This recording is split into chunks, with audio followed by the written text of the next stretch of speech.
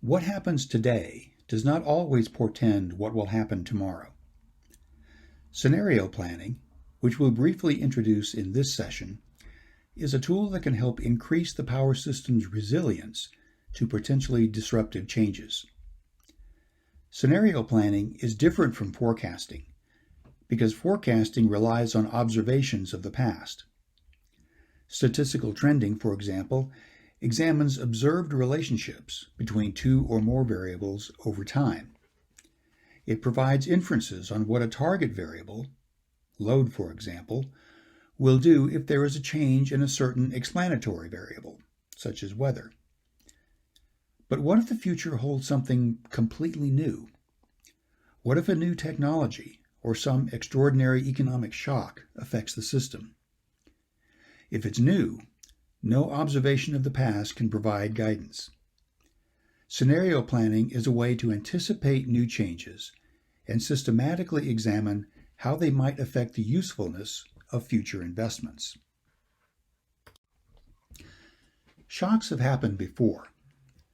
After World War II, in the United States and other parts of the world, electricity became increasingly important as a factor of production in economic growth.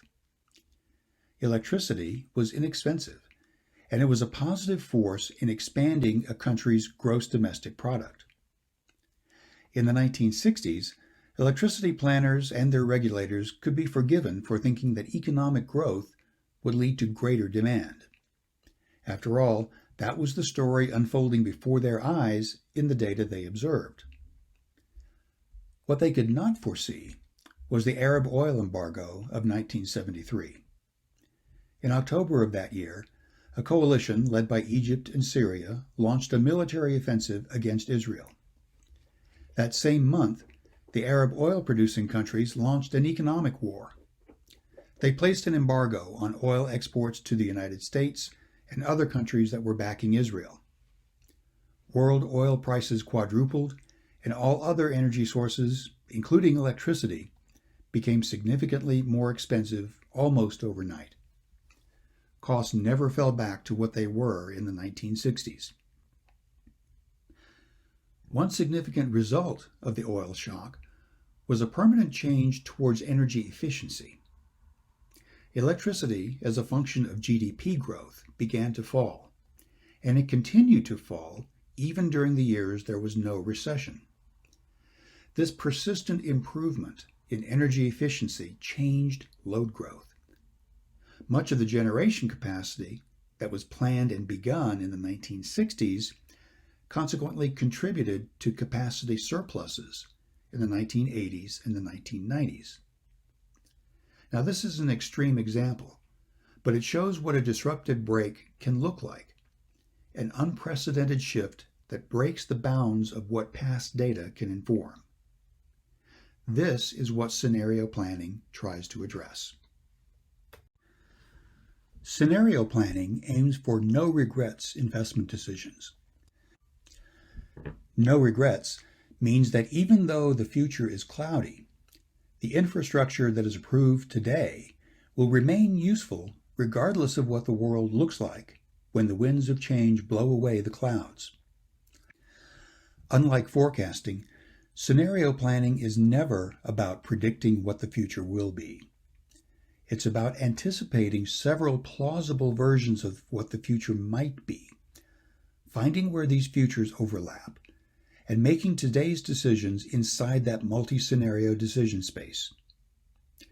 Some futures might seem equally plausible today, even though they might be very different from one another. As time passes, things that are unknown today will become known, and some futures that previously seemed plausible can be dismissed.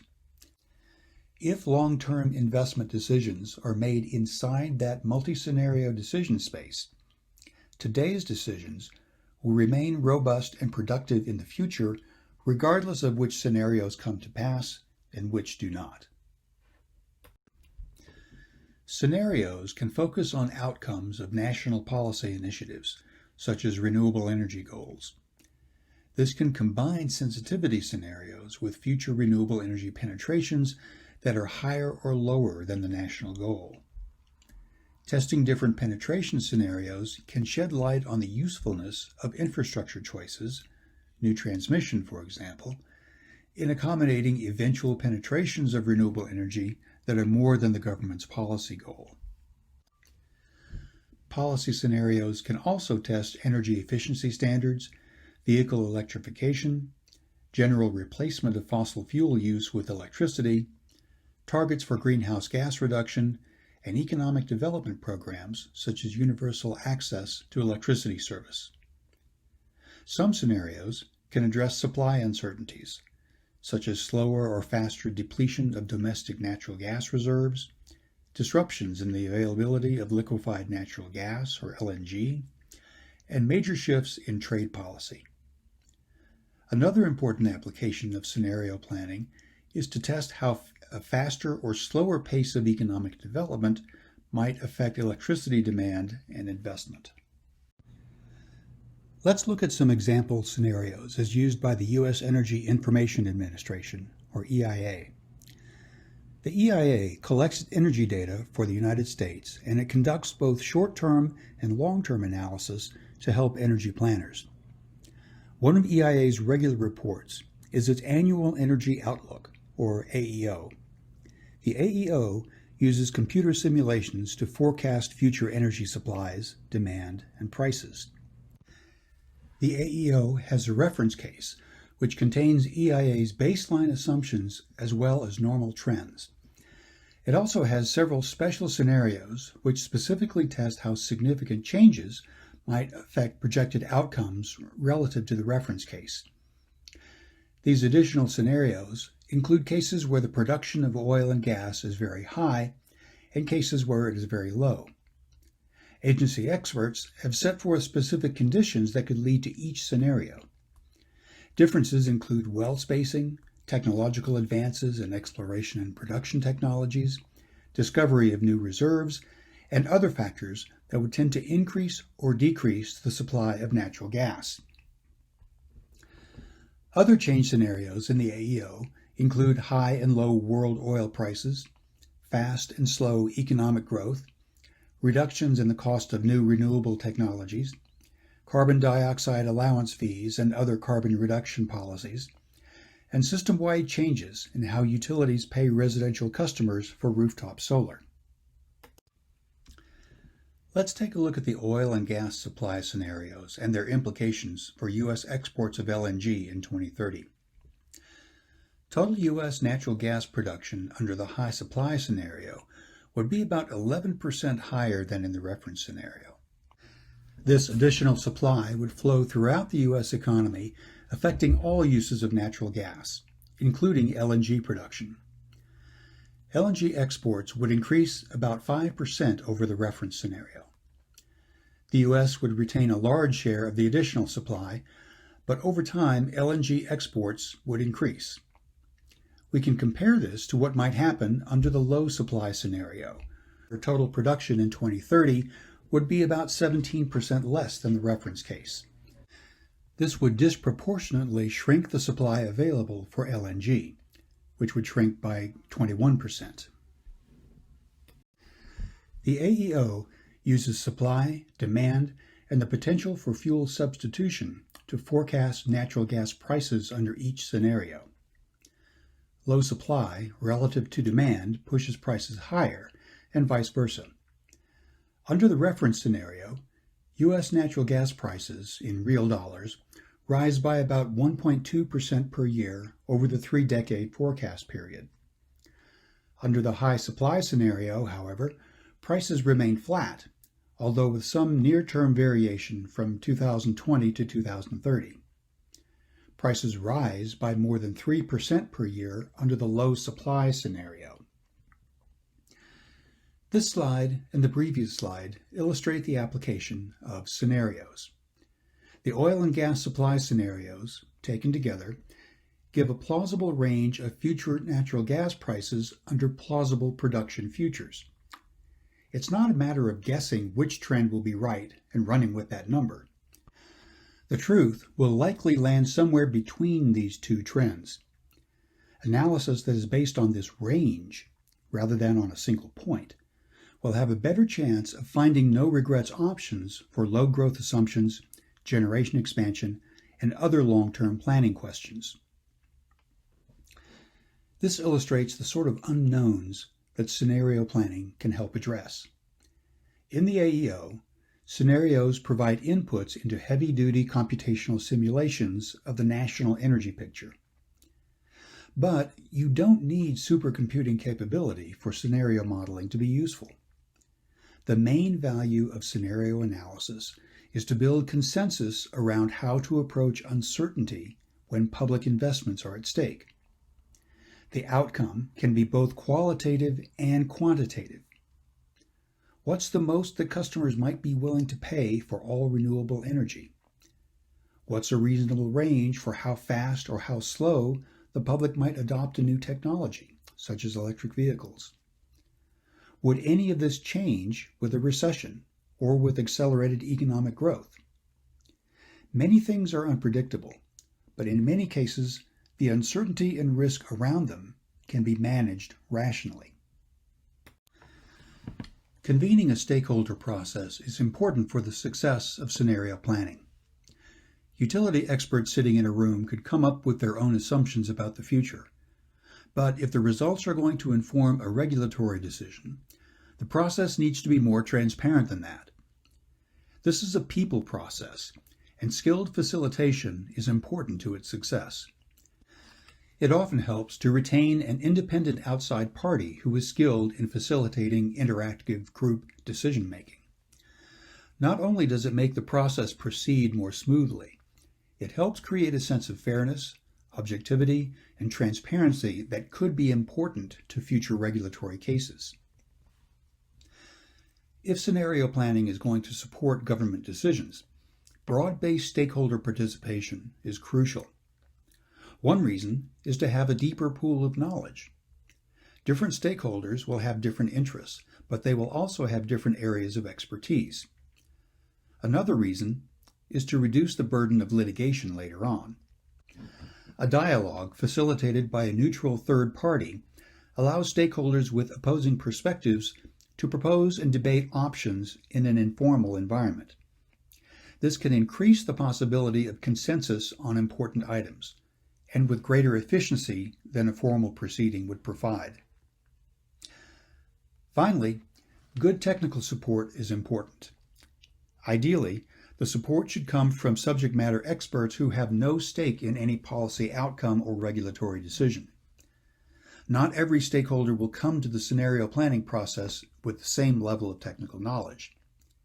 This could lead to informational imbalances that could put some stakeholders at a disadvantage. The imbalances could also slow down the process and even lead to failure.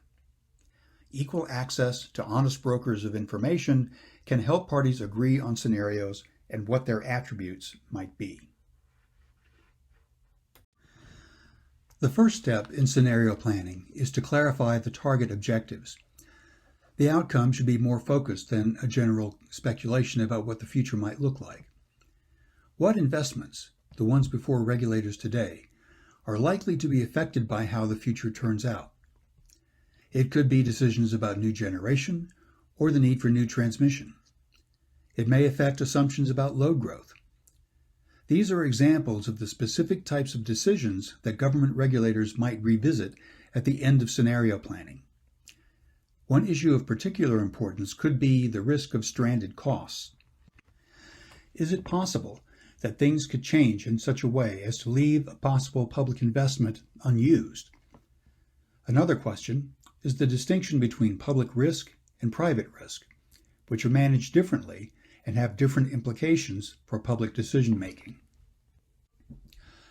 Once the objectives are clear, stakeholders narrow down the list of the thematic scenarios. Each scenario should represent a significant difference from the others and from the status quo. Scenarios can represent actual or possible government policies, such as deep decarbonization, renewable energy targets, or high deployment of electric vehicles. They might also represent extreme external impacts, such as temperature or sea level changes due to climate change, trade disruptions affecting imported fuel supplies, or changes in the cost of new technologies. A scenario can also consider the consequences of greater or lesser regional cooperation. Participants should limit the number of scenarios to those that are most useful and most relevant to their own market conditions. The final step is to identify the range of impacts. What are the unique characteristics of each scenario? What's likely to change, and how much? From that, stakeholders need to agree on the socioeconomic path from a change variable to the long-term infrastructure investments that are at stake. It is also important to identify a plausible range of impacts. The art of anticipating the future doesn't lie in predicting the right number for natural gas prices or EV adoption or anything else. It's far more useful to identify a plausible range, a plausible high and low value, for each of the factors likely to affect investments. These plausible ranges can eventually inform any modeling that might be part of the scenario analysis process. Let's look at an example of scenario planning at work. The Western Electricity Coordinating Council, or WEC, leads wide area regional planning across most of the western part of North America. One question that has arisen in many utility plans is beneficial electrification, or the substitution of fossil fuel with electricity. Electric vehicles are an example of beneficial electrification. Electric vehicles replace automobiles fueled by gasoline and diesel in certain applications. As this substitution increases, carbon emissions go down, but electricity demand goes up. Similar substitution can happen in heating, home cooking, and some industrial processes. The question that WEC posed was, how might consumer demand for electric services in the Western Interconnection evolve as new technologies and policies create more market options, and with that, what risks and opportunities may emerge for the power industry in sustaining electrical reliability? WEC stakeholders distilled the potential futures into two broad factors. One was the speed of consumer adoption of beneficial electrification options. At one extreme, customers tended to be highly risk-averse and reluctant to change their behaviors. At the other extreme, a large number of customers would demand more choices in how they used electricity and were willing to let go of old uses if new options were superior. The other change variable was government policy versus market response. That is, would government policy push technical change on the market, or would the government take a lesser role as entrepreneurial innovation led the market transformation? These extremes defined four scenarios, which stakeholders then characterized. For example, the scenario assuming high customer demand for options and a highly responsive market implied regulations that were open and flexible, customers willing to try new energy options, and a smaller role for the bulk power system as reliability was met with distributed energy options. The opposite scenario, risk-averse customers and low market freedom, assumed a stronger role for regulation in meeting reliability and environmental goals, limited demand for new energy options, and more emphasis on equitable cost sharing and a bigger role for the bulk power system in maintaining reliability. Another scenario assumed a high degree of market freedom and entrepreneurial innovation, but slow adoption of new technologies due to a relatively high level of risk aversion by the public. This implied a continuing need for the bulk power system to provide backup reliability services. A fourth scenario assumed a high level of public demand for new options for electricity service, but a low degree of market freedom. New options were available largely through the traditional monopoly utility, with the options approved by regulators to assure reliability. Included in this picture of the future was a continuing central role for the bulk power system in maintaining reliability. Once the four scenarios were defined, Stakeholders proceeded to translate the general properties into specific modeling inputs. They were aided by NREL and a study the laboratory had recently released. NREL's Electrification Future Study included simulated load profiles for different technology adoption rates.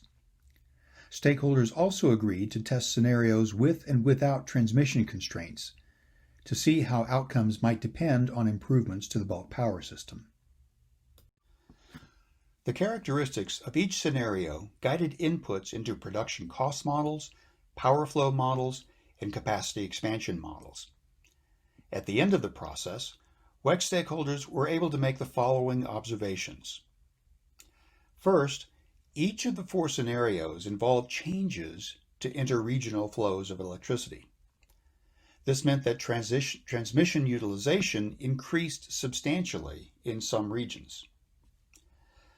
They also concluded that high customer demand for electrification options and a market-based environment, that is, Scenario 2, could present a significant risk to the ability of load-serving entities like utilities to meet all demands for energy by 2030.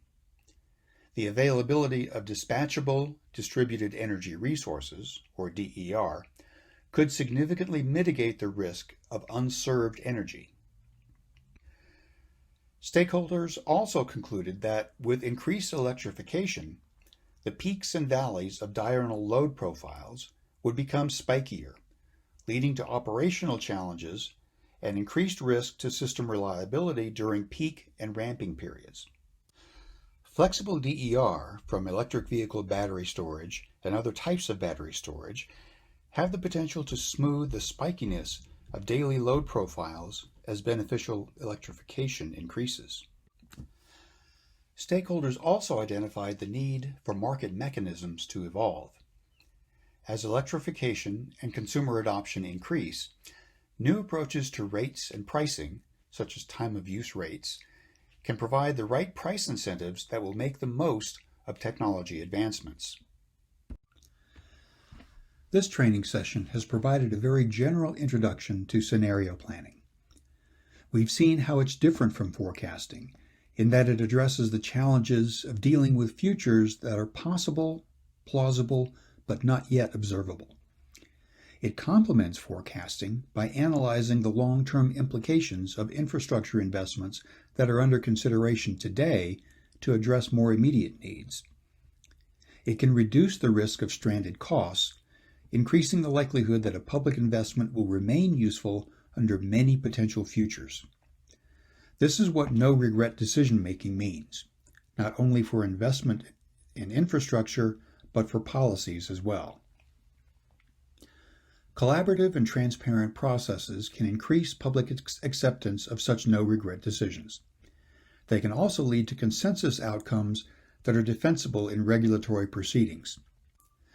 Securing the assistance of outside facilitators and resource experts with no stake in the outcome can help make scenario planning successful.